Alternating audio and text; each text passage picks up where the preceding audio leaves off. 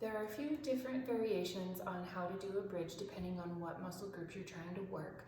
So specifically for us, we're going to try to involve more of the abdomen, and that's going to include adding motion into the lumbar spine, because the more the lumbar spine moves, that motion is going to be controlled nicely in part from the abdomen. So we want really mobile, really strong, supported, stable spine, because that's coming from the abdominal wall. So yes, you can lift your bum up and down with your glutes and your hamstrings, and you are getting the benefit of those muscles working.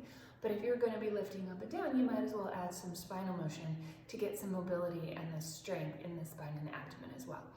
So placement of the feet can matter based on how much your hamstrings bother you or not. If you're finding you're having a lot of hamstring cramping, you can move your feet farther away from your body.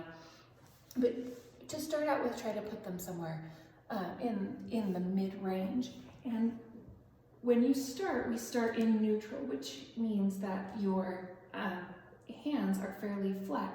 If your fingertips are on your pubic bone and the palms of your hands are on your hip bone, there should be a slight space underneath your spine, and that is going to vary person to person depending on the shape of your spine. So we start here with a contraction of the pelvic floor, and then we gently start by tucking our spine so that you flatten that space we just talked about in the lumbar spine. And when you flatten and you stay tucked, if you continue to tuck, your tailbone will lift first. And then when you continue to lift and continue to lift, you're one vertebrae at a time lifting up. So it's more of a roll than a lift. And really important to keep the ribs in. It's easy to let the rib cage lift, keep it down. So as you stay tucked and you lift up, up, up, you're balanced on your back and your shoulder blades, not on to your neck. And then soften, you're still tucked, soften from your collarbone all the way down, and you're staying tucked in the pelvis and lowering like a roll, one vertebrae down at a time. Do not skip touching the low back to the mat as you roll through to neutral. So to let, it's really easy to let this piece get what's missed.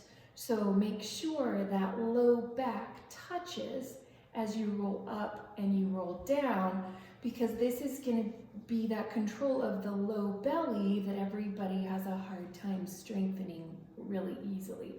So to be adding that tuck as you come up and as you come down, more of a roll instead of just a straight lift is gonna give you more work in your abdominal wall.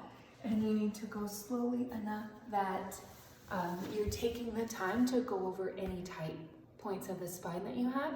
You can give those a little extra love and make sure that they're getting the motion that they need, and that you're really pretty equal and symmetrical and balanced in each vertebrae of the spine. So spend a little time on the tight spots. Don't rush it, and when you're done, completely relax the pelvic floor, and then you start again. The floor is the first and the last thing to engage and then disengage.